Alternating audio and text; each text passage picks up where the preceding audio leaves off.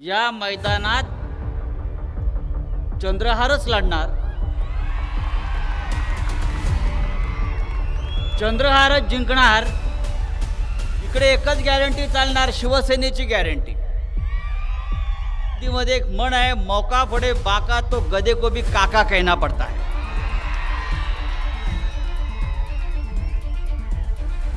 आता ते चालणार नाही. आणि काय अब की बार चंद्रहार.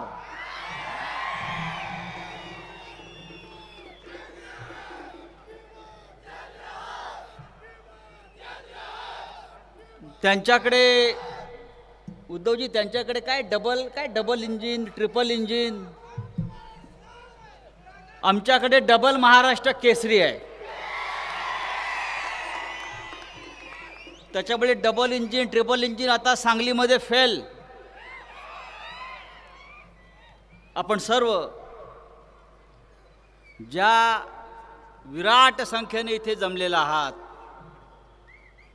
मला क्षणभर वाटलं की इथे कुस्तीची दंगलच सुरू आहे. कारण सांगली कोल्हापूरला एवढी गर्दी कुस्तीलाच होती. पण माननीय उद्धवजी आले आणि ते खास पेलवान चंद्रहारसाठी आले.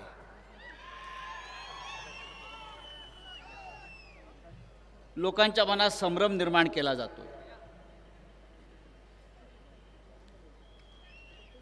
संभ्रम काय आहे? इथे कोण लढणार? या मैदानात चंद्रहारच लढणार, चंद्रहारच जिंकणार. आणि हा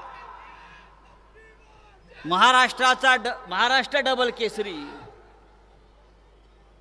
त्याची विजयाची गदा घेऊन, एका हातात मशाल घेऊन दिल्लीच्या संसदेत गेल्याशिवाय राहणार नाही, ही गॅरंटी ही सभा देते आहे. इकडे एकच गॅरंटी चालणार, शिवसेनेची गॅरंटी. खरं म्हणजे आजच्या सभेला उद्धवजी आपल्याला माहिती आहे,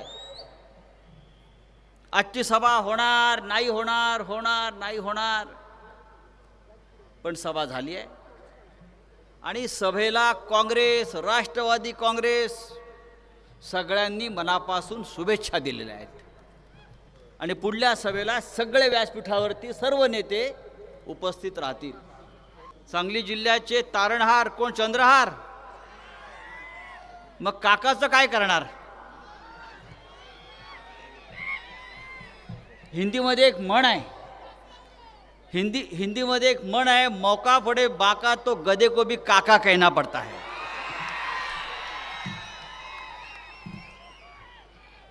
आता ते चालणार नाही. तासगावला पाठवताय, कशाला? कुठेही पाठवा, पण चंद्रहार मात्र दिल्लीत जाईल याच्याविषयी माझ्या मनात शंका नाही.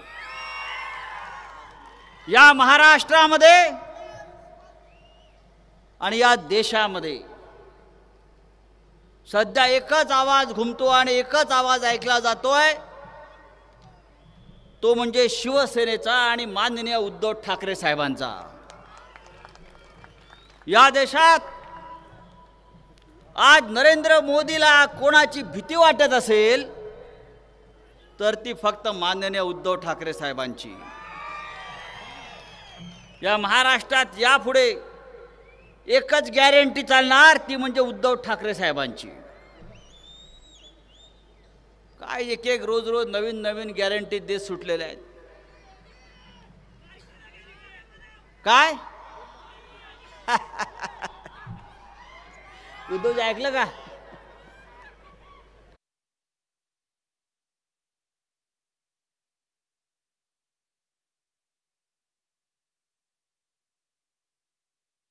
कोणाविषयी आपल्याला वाईट बोलायचं नाही,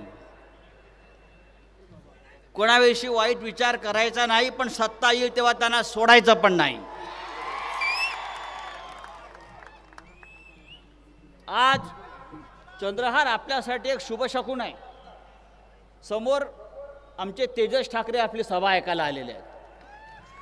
आणि तेजस ठाकरे फार कमी वेळा सभा ऐकायला जातात.